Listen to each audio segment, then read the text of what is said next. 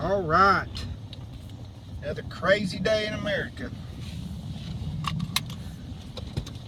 A lot of stuff happened today, a lot of junk. I made a video yesterday and I really enjoyed it. So I thought, hey, you know what? I might make a habit of it. I might make a habit for a few days or a little while making videos and stuff. Maybe call it Wake Up America or something. Well, today, the biggest thing, probably the biggest piece of news, is Hillary Clinton is completely off the hook. That was yesterday. And then today, the Republicans have their, little panties in a wad about it. Now they're going to demand that she be put under trial or have answers to at least why she's being let go. Might I remind you that there have been multiple people in the last decade that have done less, and some of them, it was on accident, it wasn't even intentional, and they got in serious trouble. And Edward Snowden, which I think is very commendable for what he did, although I don't agree necessarily with the whole process that he did it. Obviously, he's considered a traitor now to the country, and if they catch him, we all know that if you're a traitor, you're put to death. Probably the worst thing that's sitting hard on me today, though, is this man that was in, Baton Rouge, that was executed by the police outside of a convenience store. I just think that's ridiculous. I've watched the video.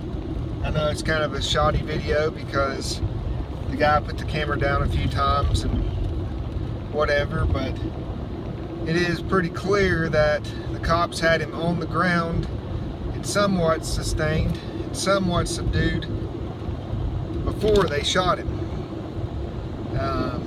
And I've heard multiple accounts of where they shot him, how he was shot, how many times he was shot, and all this kind of stuff. Probably one that's most disturbing is I've heard that he was shot in the head, or he was shot in the chest, in the back, different things. I tend to disagree or probably question the one about him being shot in the chest, because he, it looked like to me in the video he was on his belly.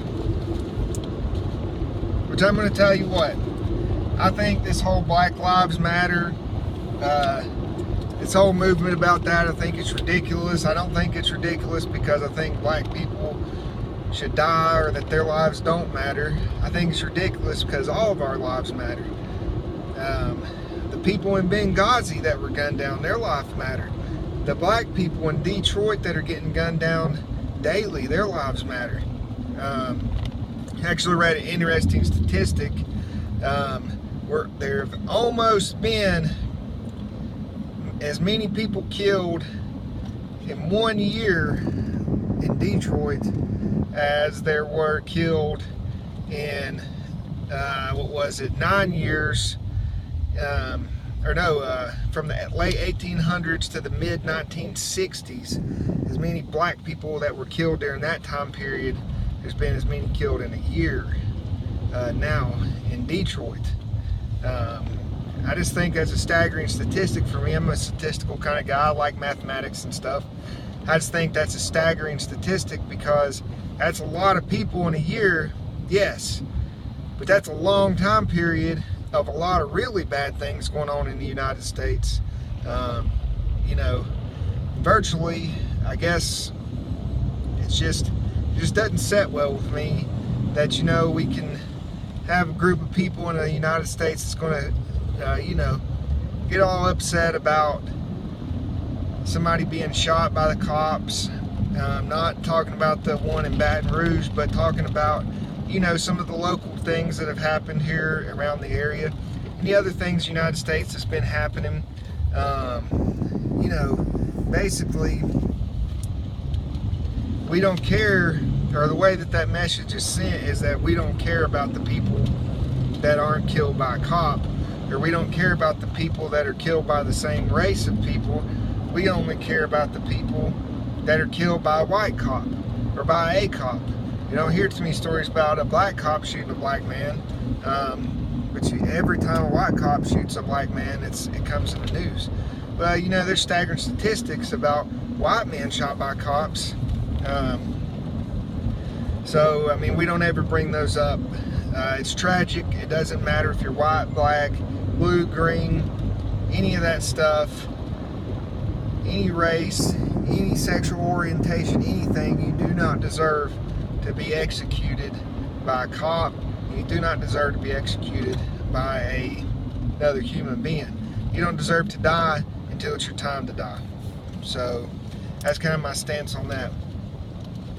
Probably for me, the biggest thing today that happened is that I was basically called stupid because I'm younger. Well, I'm 30 years old. I know I still look good for 30. I always joke about it. I think this year's been the hardest year for me as far as how I feel. I feel older this year than I've ever felt before, which is not typically what I say. Normally I always joke around with people and say, well, hey, I only feel a day older than yesterday. But this year, the last month, turned 30 last month, I felt a big difference in probably the last 4 or 5 months of how I feel physically, and just different things. But I do pride myself in knowledge. I try to learn as many things as I can possibly learn.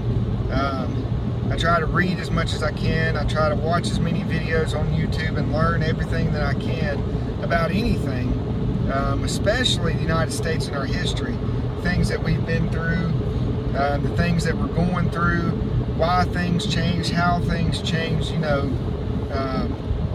I don't have all the answers, but this conversation was based around a political, if you vote for Hillary, you're taking away a vote from Trump. If you vote for Trump, you're taking away a vote from Hillary. And if you don't vote for either one, you're basically taking away, you're giving a vote to the opposite party or whatever. And you know what, I don't agree with that.